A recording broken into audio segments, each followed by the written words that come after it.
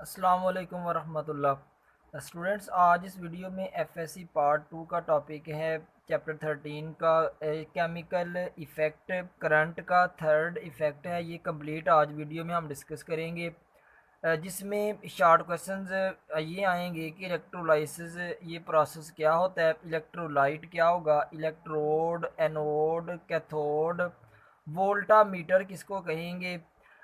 जैसे volt meter पढ़ चुके हुए हैं, लेकिन ये वोल्टा मीटर है, इसको भी देखेंगे क्या होता है। और केमिकल इफ़ेक्ट क्या है करंट का, कैसे इफ़ेक्ट होता है करंट का जब करंट किसी केमिकल सॉल्यूशन में से पास करे, तो इस इफ़ेक्ट को भी देखेंगे। स्टार्ट करते हैं।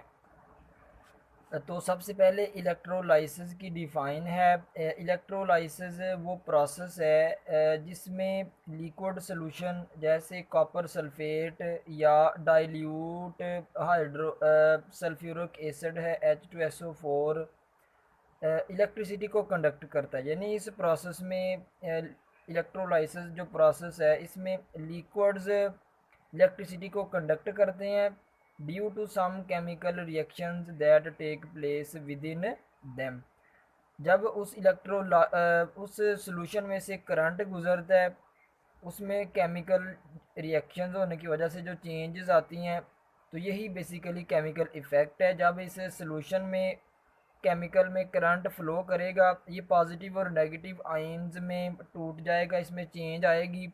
इस प्रोसेस को क्या कह रहे हैं? Electrolysis. The process in which liquids such as copper sulphate या sulphuric acid dilute sulphuric acid. Dilute क्यों? क्योंकि सल्फ्यूरिक एसिड जो है, इसे किंग ऑफ केमिकल्स भी कहते हैं। बहुत ही तेज़ाब ये हाई लेवल का है, तो डाइल्यूट का मीनिंग यानी माइनर लेवल का तेज़ाब यूज़ करेंगे। The process in which liquids such as copper sulphate या dilute sulphuric acid solution conduct electricity, electricity conduct करता है due to some chemical reactions take place within them. Define करने के बाद electrolysis के कंपोनेंट्स देखेंगे। इसके डिफरेंट कंपोनेंट्स होंगे। सबसे पहले फर्स्ट कंपोनेंट इसका इलेक्ट्रोलाइट। इलेक्ट्रोलाइट बेसिकली वो लिक्विड है विच कंडक्ट इलेक्ट्रिक करंट। वो लिक्विड है जो करंट को कंडक्ट करेगा, उसको इलेक्ट्रोलाइट कहते हैं। जिस तरह टेंथ में कैपेसिटर वाले चैप्टर में इलेक्ट्रोलाइटिक कैपेसिटर पढ़ा था, उसमें भी इलेक्ट्रोलाइट सॉल्यूशन यूज़ हुआ था। इसके बाद इलेक्ट्रोड्स क्या होते हैं?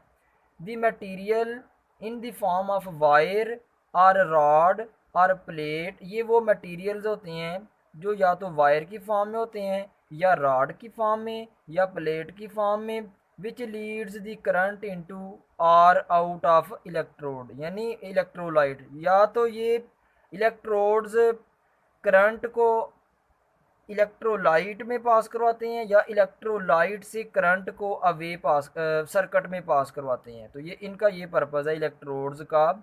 ये या तो करंट इनटू और आउट ऑफ इलेक्ट्रोलाइट, या इलेक्ट्रोलाइट में करंट को इन करते हैं या करंट को इलेक्ट्रोलाइट से आउट करते हैं। इलेक्ट्रोड्स की बेसिकली दो टाइप्स हैं, कैथोड और एनोड।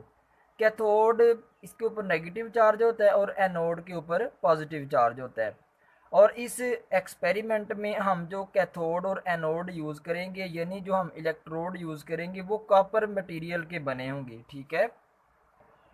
इलेक्ट्रोलाइसिस जो प्रोसेस है, इसका नेक्स्ट कंपोनेंट है वोल्टामीटर।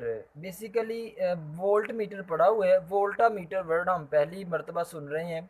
तो वोल्ट मीटर हमने पढ़ा था, वो डिवाइस है जो पोटेंशियल डिफरेंस को मेजर करता है, ठीक है, या ईएमएफ को मेजर करता है। तो वोल्टामीटर क्या है? ये बेसिकली वेसल है। जिस तरह हमने ब्लड वेसल्स पढ़ी हुई हैं, तीन होती हैं, आर्टरीज, वीन्स, कैपिलरीज।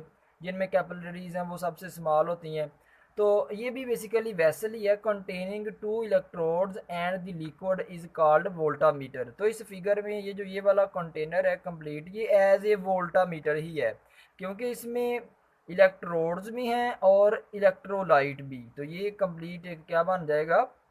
वोल्टामीटर। यानी वो वेसल जिसमें इलेक्ट्रोड्स और लिक्विड होता है उसको, उस कंटेनर को हम वोल्टामीटर कहते हैं। तो ये वोल्टामीटर है।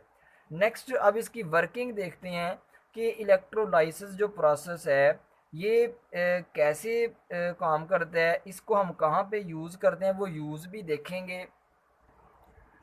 तो सबसे पहले इस सर्किट डायग्राम को समझते हैं। इसका तो पता है ये वोल्टामीटर है, इसको अंडरस्टैंड किया हुआ है। एक हमने रियोस्टेट यूज़ की है। रियोस्टेट बेसिकली वेरिएबल रेजिस्टेंस के तौर पे यूज़ होती है, यानी इससे हम रेजिस्टेंस को कम या ज़्यादा कर सकते हैं।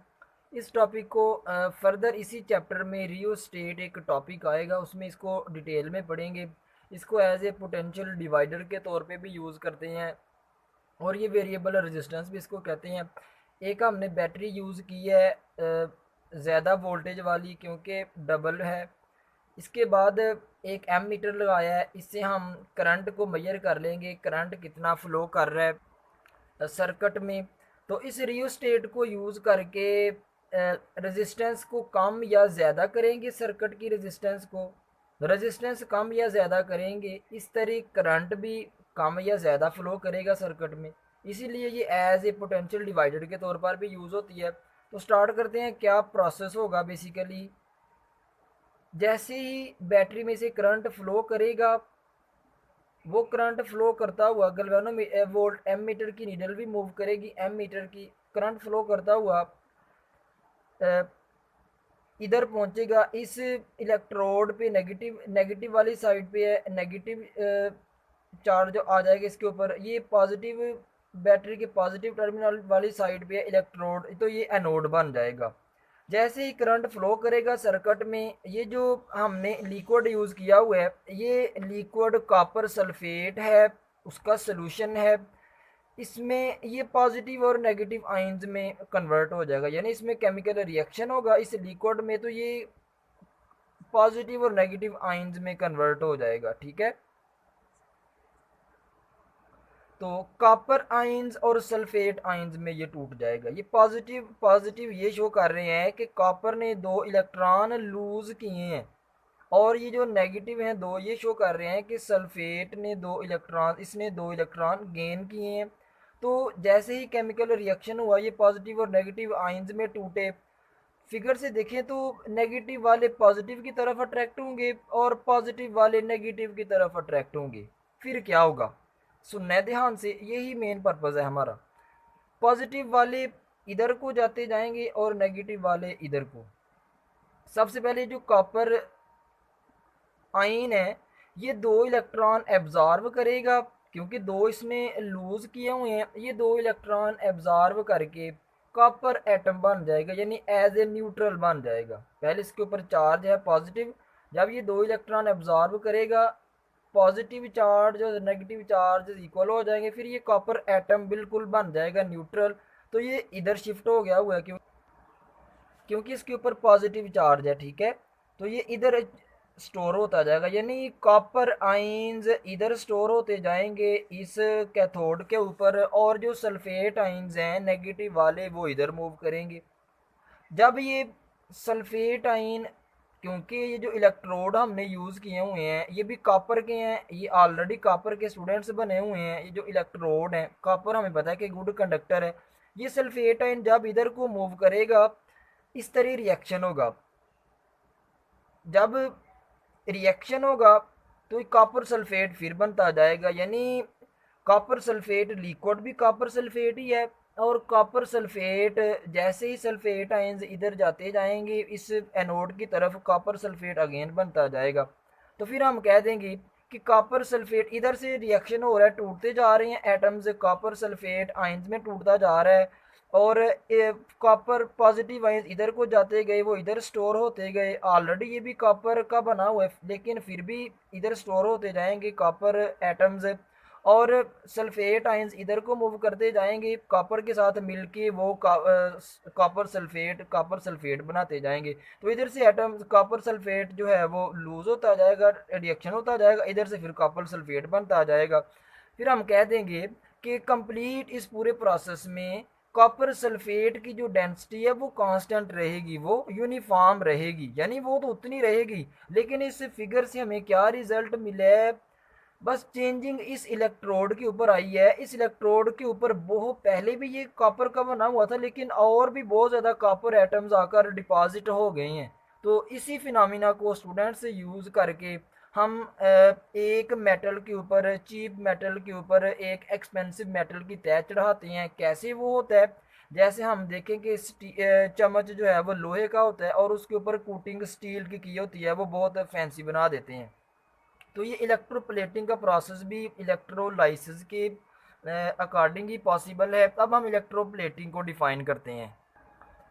तो ये इलेक्ट्रोप्लेटिंग जो है ये भी इसका प्रिंसिपल बेस करता है इलेक्ट्रोलाइसिस के ऊपर, इस प्रोसेस के ऊपर। इसमें हम क्या करते हैं, electroplating is that process in which a thin layer of an expensive metal, gold या silver, is deposited on a cheap metal iron. यानी इस प्रोसेस से हम किसी लोहे के ऊपर, किसी चीप मेटल के ऊपर एक बहुत हैवी मेटल, एक बहुत महंगी मेटल उसकी तय चढ़ा देते हैं। जैसे स्टील के बर्तन होते हैं, वो होते बेसिकली लोहे के हैं और कोटिंग स्टील की होती है। तो कैसे कोटिंग करते हैं, इलेक्ट्रोलाइसिस के प्रोसेस के थ्रू। यानी जब रिएक्शन हुआ था, कॉपर आइंस इधर को मूव हुए, दो इलेक्ट्रॉन एब्जॉर्ब करेंगे और कॉपर एटम बनते जाएंगे, वो इधर डिपॉजिट होते जाएंगे, कॉपर एटम्स बनते जाएंगे। और सल्फेट आयंस इधर को मूव हुए, कॉपर सल्फेट बनता जाएगा। तो लिक्विड भी कॉपर सल्फेट ही है। इधर लिक्विड में रिएक्शन होते जा रहे हैं, हर रिएक्शन में एक कॉपर सल्फेट बनता जा रहा है। तो कॉपर सल्फेट की डेंसिटी फिर ओवरऑल इस लिक्विड की डेंसिटी क्या रहेगी, फिर सेम रहेगी। तो यही स्टूडेंट्स हमारा बेसिक फिनोमेना था। ये था हमारा topic chemical effect of current. अल्लाह हाफिज़।